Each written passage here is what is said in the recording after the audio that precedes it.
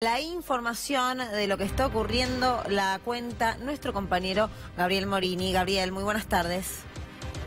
Muy buenas tardes, Luciana. Es correcto porque hoy apenas se publicó oficialmente en el boletín oficial la resolución número 20 del de la Secretaría de Energía. Empezaron a llover los amparos judiciales y amparos colectivos que buscan frenar esta nueva decisión de la Secretaría de Energía y del Gobierno Nacional. ¿Cómo hicieron esto? Bueno, en principio se presentó CEPIS, la organización, la ONG que obtuvo en 2016 aquel famoso fallo de la Corte Suprema favorable a los usuarios residenciales de gas y que frenó el tarifazo en aquel momento. Se presentó en el Juzgado Federal de La Plata para precisamente impulsar un amparo colectivo que frene esta resolución por inconstitucional. Y también hubo otras reacciones. Una de ellas fue del intendente de San Martín, Gabriel Catopodis, que se presentó en el Juzgado Contencioso Administrativo Administrativo de San Martín, donde también busca que se impulse una acción colectiva que alcance a todos los usuarios que están dentro de su distrito, y esto va a empezar a replicarse en cada una de las intendencias o jurisdicciones donde se permita nuevamente replicar lo que ha sido el camino de los amparos colectivos contra los aumentos de gas, muchos de los cuales hoy están en decisión de la Corte Suprema o todavía están trabados por lo que se llama un conflicto de competencia entre determinados juzgados. Por eso no tenemos claro cuánto es lo que debiéramos pagar según la interpretación de la justicia. Y esto no es un dato menor a esta altura. Y existe otro tipo de responsabilidad que fue la denuncia que impulsó el fiscal Guillermo Marijuán contra la figura del propio Javier Iguacel. ¿Cómo? Por abuso de autoridad e incumplimiento de los deberes de funcionario público es esta denuncia que hace el fiscal de alguna manera de oficio por haber dictado la resolución número 20 y también por haber puesto en práctica este retroactivo de 24 cuotas que van a ir conectadas con los usuarios y con sus consumos de gas.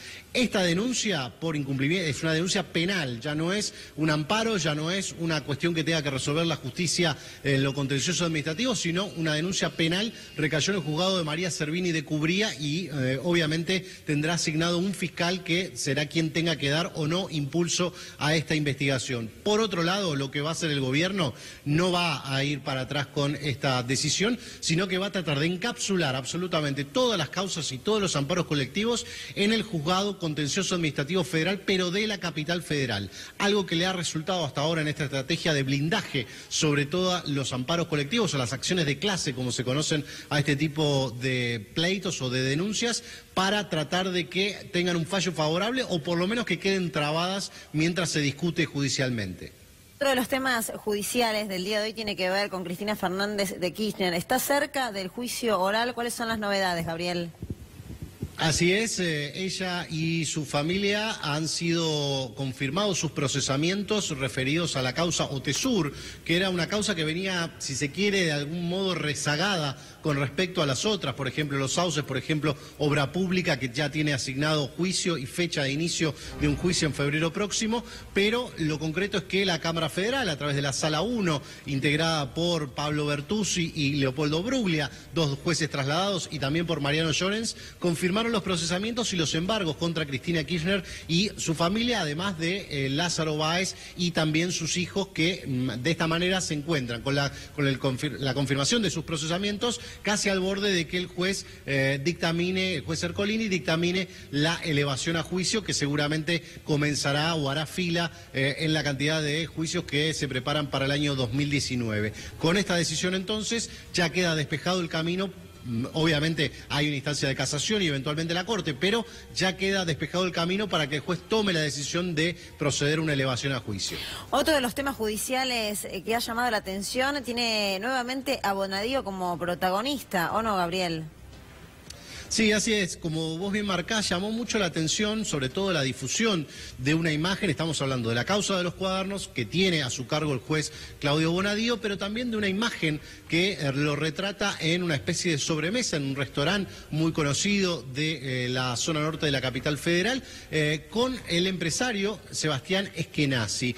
¿Por qué decimos esto? Es una foto que se difundió en el blog, en el sitio web de Horacio Berbisky, del periodista Horacio Berbisky, y los retrata en una una amable, digamos, reunión a solas prácticamente con una tercera persona que no estaba identificada a uno de los empresarios que se supone fue parte de la declaración de Ernesto Clarence, el financista, que cuando declaró como arrepentido, según algunas fuentes judiciales, mencionó al nombre del empresario Sebastián Eskenazi. ¿Qué es lo que pasó? ¿Qué es lo que se dice en tribunales y también en ámbitos muy informados sobre la participación o no de Eskenazi de Clarence en esa declaración? Que le aconsejaron que excluyera el nombre en la declaración como arrepentido para poder homologar ese acuerdo. Bueno, ambas cuestiones son muy sugestivas y ofrecen, la verdad, que una irregularidad más a lo que ha sido la causa o la instrucción de la causa de los cuadernos, porque se entiende que este encuentro se dio a posteriori de la resolución del juez que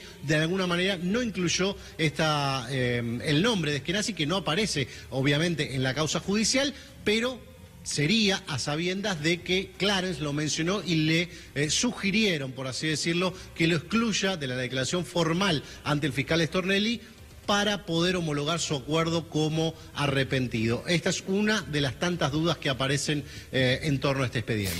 Gabriel, impecable, siempre completo el informe, cualquier novedad en el plano judicial, regresamos contigo.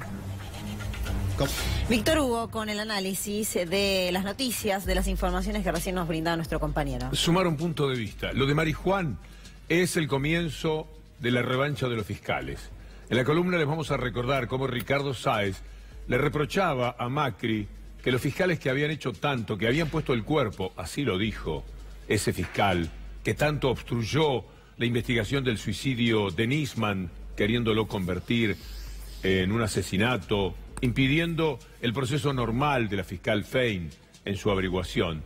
Él dice, ¿cómo puede ser? Lo que hemos hecho nosotros con Campagnoli, con Moldes, con Marijuán, y ahora Macri viene a designar como Procuradora General de la Nación a esta mujer, la mujer que ha designado Mauricio Macri. Entonces están enojados. Marijuán, que es un tremendo servil del régimen, empieza a pasar alguna factura. ¿De dónde sale Marijuán, el excavador, a denunciar al gobierno? Porque la denuncia naturalmente es contra el gobierno, aunque lo ponga en la persona de Iguacel. Iguacel esto no lo hace solo, esto tiene que ver con Macri, tiene que ver con toda la organización del gobierno. Por ahí viene el tema de Marijuán. Empiezan a pasarle alguna factura al gobierno, así son ellos. Después tenemos lo de Cristina Fernández de Kirchner, una historia vieja, absurda, dolarizado todo, bancarizado todo, en precios absolutamente de mercado, y que además, como cifra final, creo que eran 25 millones de pesos en años, tiene el detalle de ser el 0,000,1 por 1000 de lo que había hecho en la obra pública Lázaro Báez. Si esa era una devolución. Estamos hablando de un disparate, sandeces que se permite Bonadío, que además es obsceno, absolutamente obsceno. Ese encuentro con Eskenazi, sabiendo todo el mundo lo que ya dijo alguien que fue a declarar en la causa. Y cuando nombró a Eskenazi, entre Stornelli y Bonadío le dijeron, preferimos que lo dejes afuera, no lo nombres a él. Esto se sabe, ha trascendido. Y Bonadío aparece almorzando, pasándolo bien. Nada contra Eskenazi, no sé qué responsabilidad puede tener. Pero si estaba nombrado en la historia de los cuadernos por uno de los que había declarado Clarence, pues entonces no puede ser que Bonadío esté públicamente cenando con él o almorzando.